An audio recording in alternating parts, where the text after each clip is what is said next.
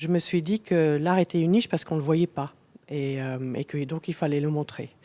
Et qu'une des meilleures manières de le montrer, c'était pour moi d'utiliser la télévision.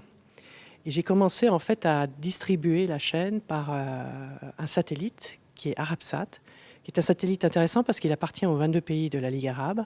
Et donc il a une couverture absolument énorme puisque c'est tout le Moyen-Orient et c'est toute l'Afrique du Nord.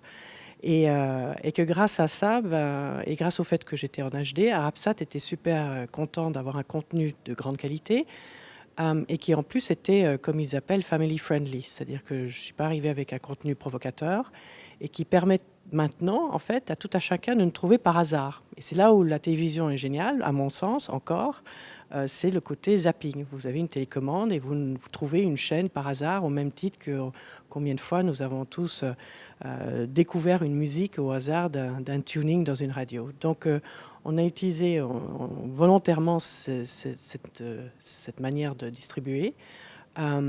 Et aujourd'hui, Arabsat nous dit qu'on a au moins 300 000 téléspectateurs par jour.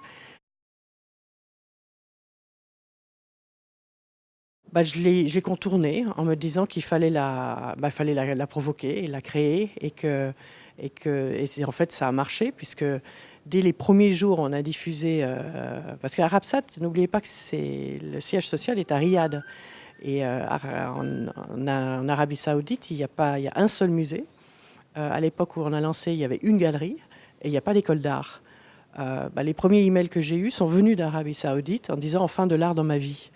Donc ça montre bien qu'on va peut-être provoquer cette demande.